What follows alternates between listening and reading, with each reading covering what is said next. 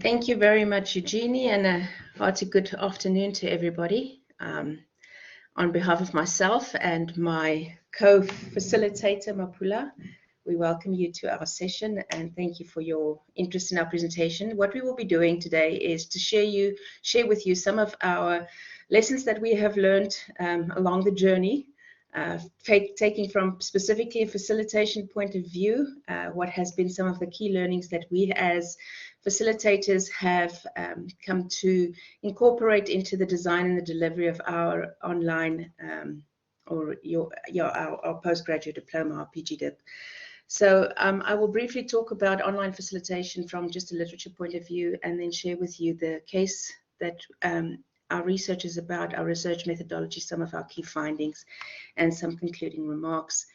In terms of research, we know that the need for increased access, Donald has also mentioned it, increased access to higher education is there. It is in our National Development Plan, and we've also seen a rapid increase in the amount of online learning programs that are available. What has been for lecturers such as ourselves have been particularly an interesting journey was to transition from being a traditional lecturer, class-based lecturer, to becoming an online facilitator, and also considering how the profile of our students have influenced the design and the delivery of our modules.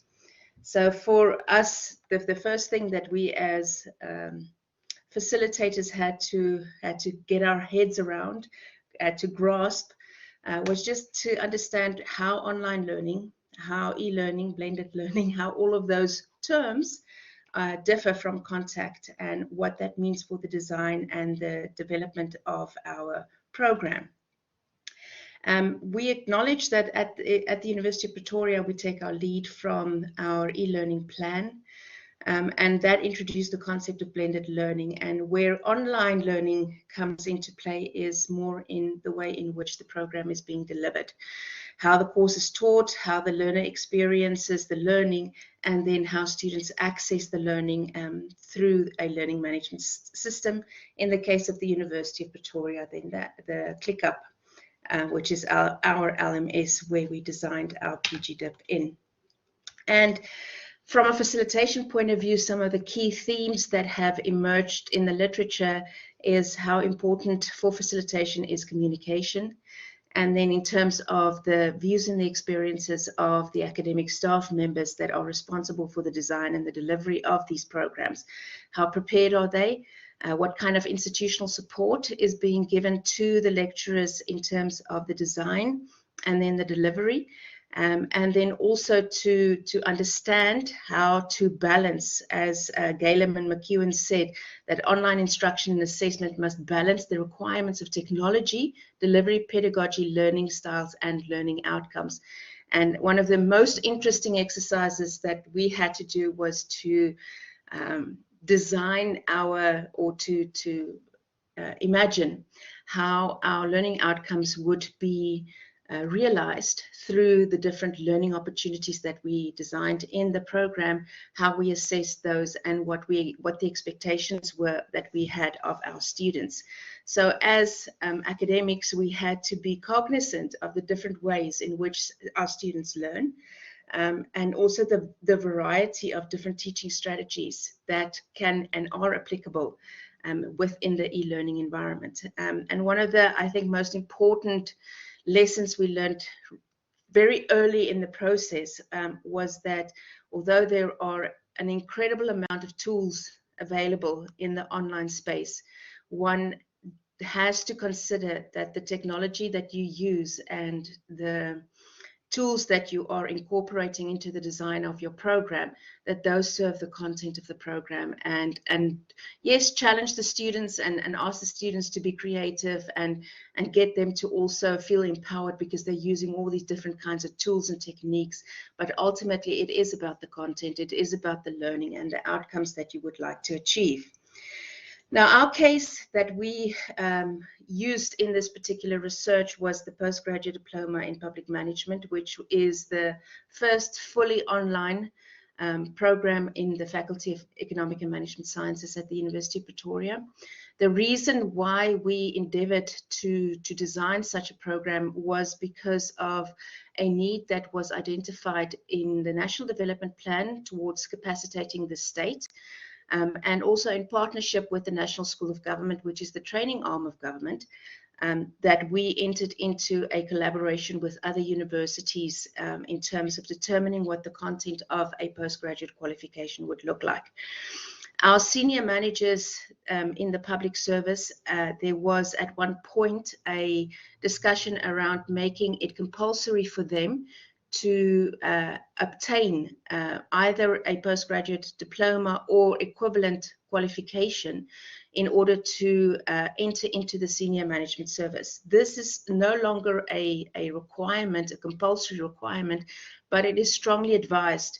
And the reason for this is because in the public sector, it is important for our senior managers to understand and to share a similar understanding of the concepts, the functionalities, the key strategies, the planning, all of the functions that government is mandated to deliver.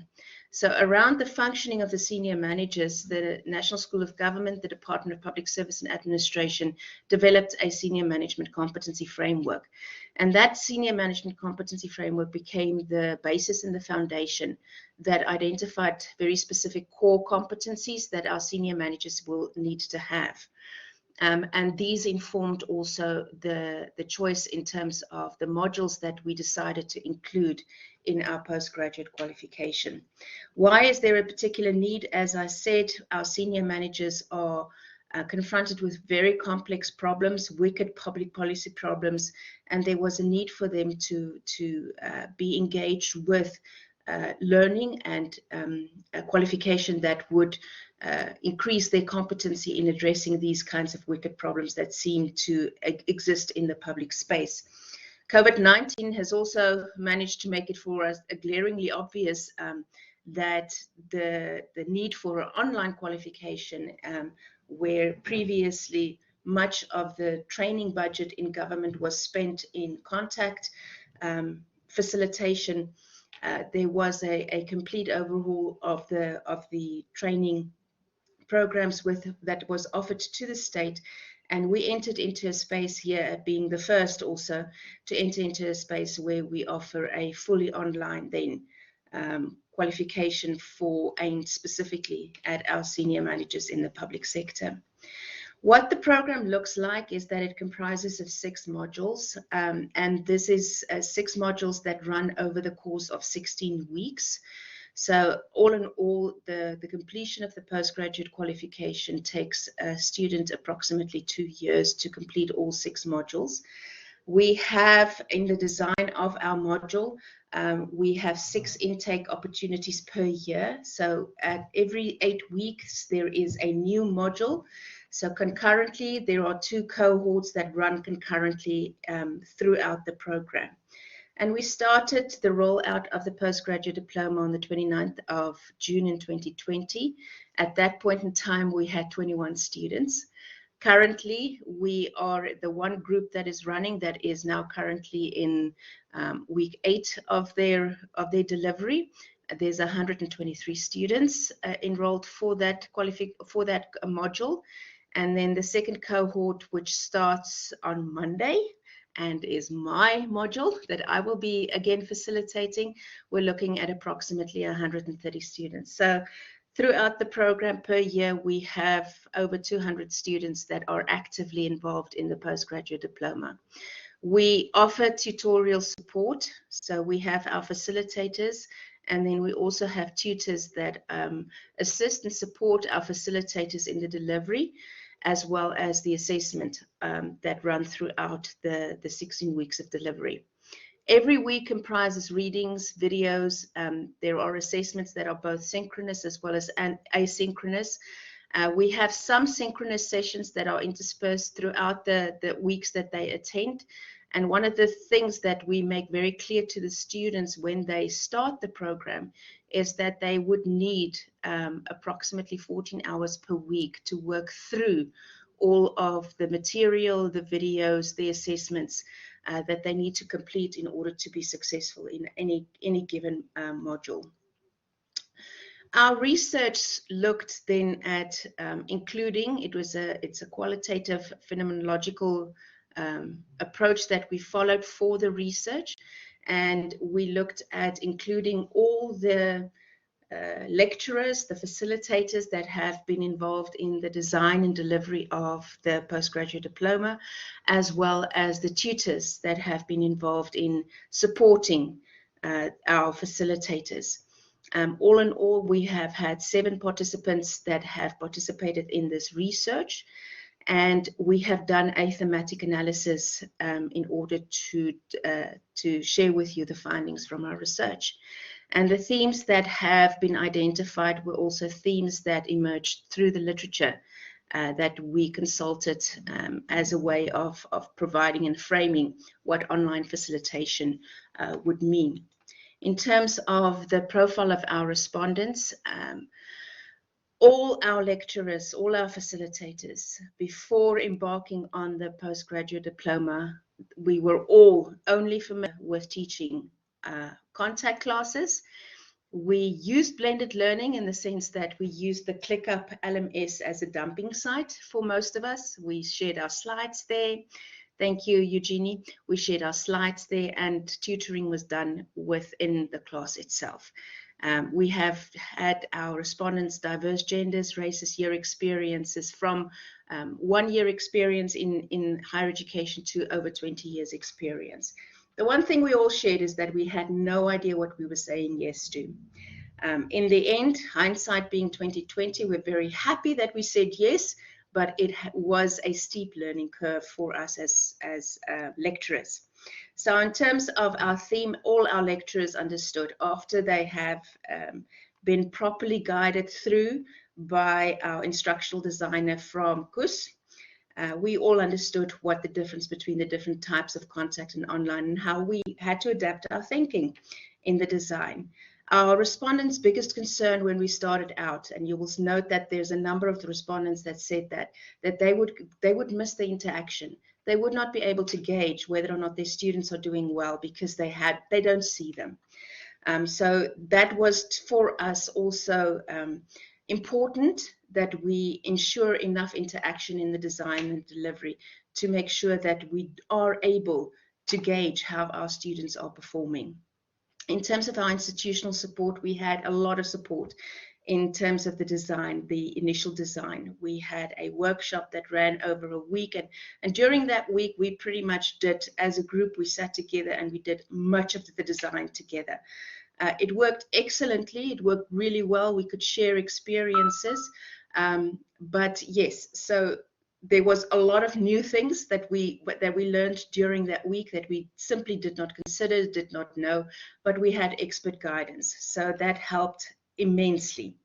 The profile of the student affected our design also, because our students are working individuals with very limited time. They have to balance their work, they carry very heavy workloads, and they have to balance that with their family lives and then with their studies. So we also had to be committed as lecturers to present our synchronous sessions after hours, and we had to be very clear, and this was something that has been said throughout the day, very clear and very precise in terms of your communication, what you expect from the students, and by what date. So there has to be clarity, and you have to create the space for interaction between yourself and the students.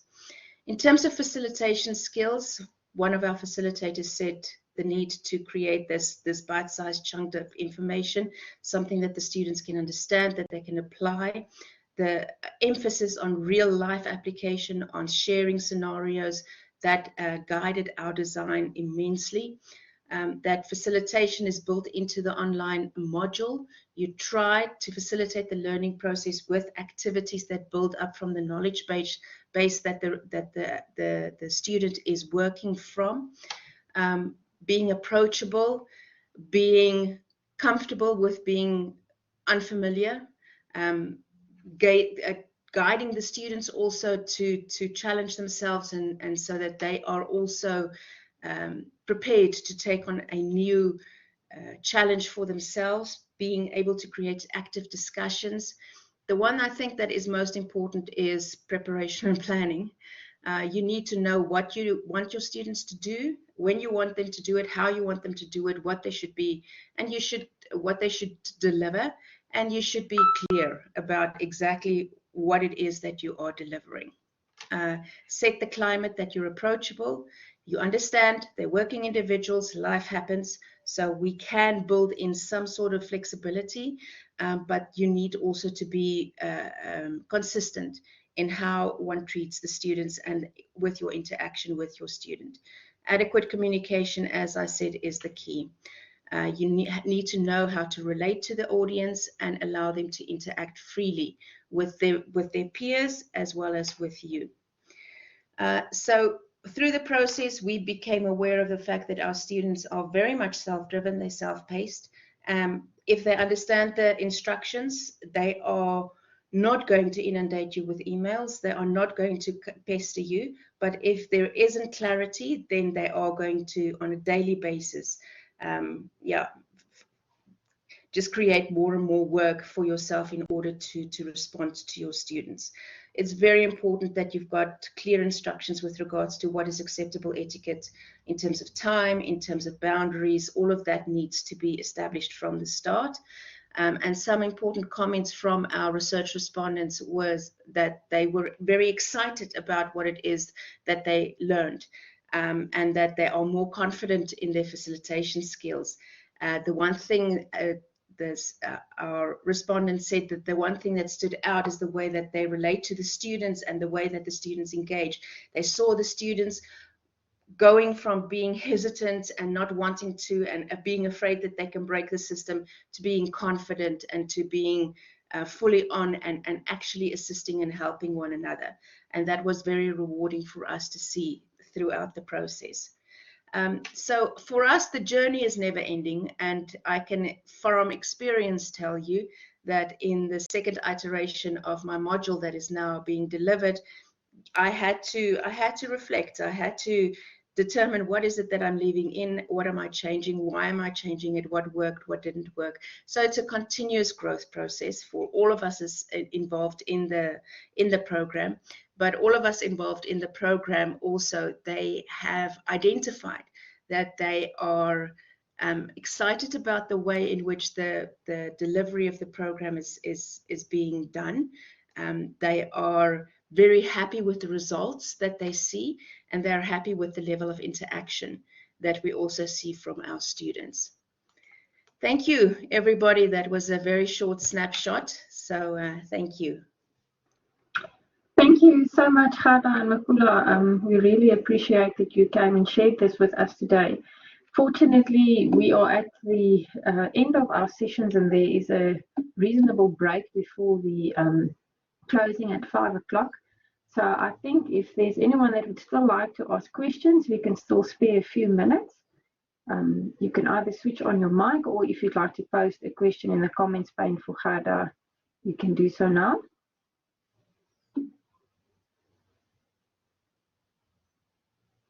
Tanya says, lovely presentation. Natasha says, excellent work, colleagues. Pam says, thank you. Maybe just from my side, Gerda, having program coordinators and subject matter experts approach us with an interest or a passion to design an online program. From your side, how important would you say is it to identify the need for a program and to really have knowledge of who the target student audience will be? I think it's very key if you understand the profile of the student and exactly what it is that they would be expecting to achieve through such a qualification. With a PG DIP, the expectation is to gain professional experience also through their interaction. And if you understand that that is something that influences the profile of the student, I think it is important that you are able to balance the theory and the practice in the design. We can become a lot more theoretical in the design, but if we want to keep and retain our students, we need to make this as close to their reality as possible, and offer also space for them to share their own work experiences. So that's also something that we actively do through our assessments. Wonderful. Thanks so much, Gerda. That brings us to the end of our session. I'd just like to once again remind everyone that the lucky draw is going to take place at 5 o'clock during our closing. And I see Francie also says, thank you, Gerda, all of the best on the never-ending journey and living in the moment. Thanks so much, everyone, and we will see you again at 5.